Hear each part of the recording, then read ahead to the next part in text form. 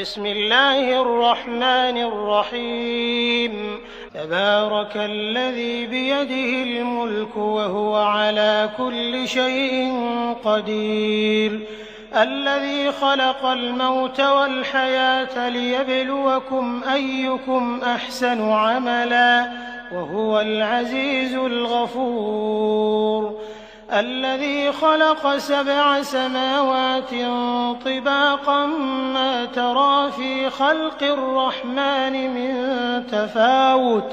فارجع البصر هل ترى من فطور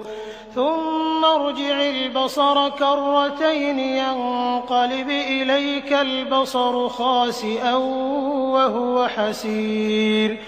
ولقد زينا السماء الدنيا بمصابيح وجعلناها رجوما للشياطين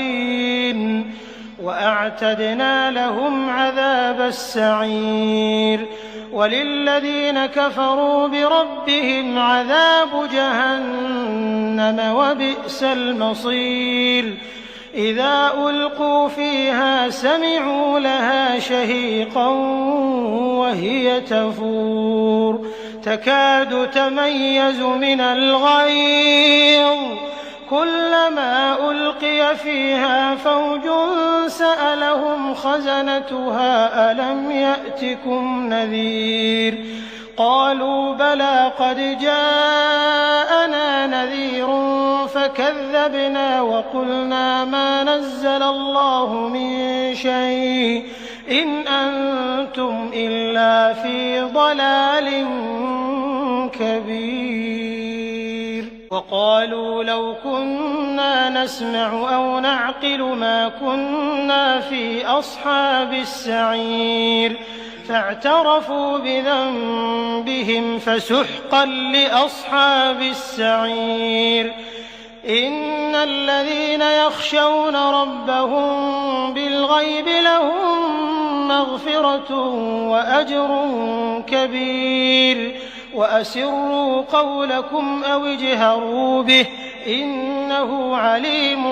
بذات الصدور ألا يعلم من خلق وهو اللطيف الخبير هو الذي جعل لكم الأرض ذلولا فامشوا في مناكبها وكلوا من رزقه وإليه النشور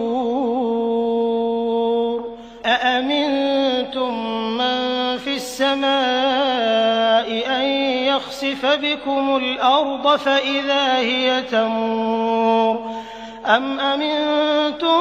من في السماء أن يرسل عليكم حاصبا فستعلمون كيف نذير ولقد كذب الذين من قبلهم فكيف كان نكير أولم يروا إلى الطير فوقهم صافات ويقبضن ما يمسكهن إلا الرحمن إنه بكل شيء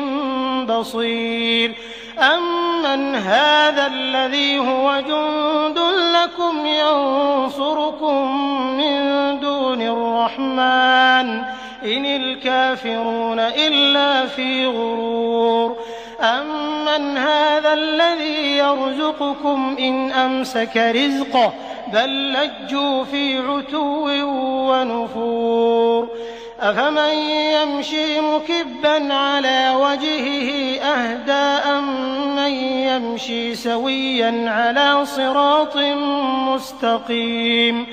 قل هو الذي أنشأكم وجعل لكم السمع والأبصار والأفئدة قليلا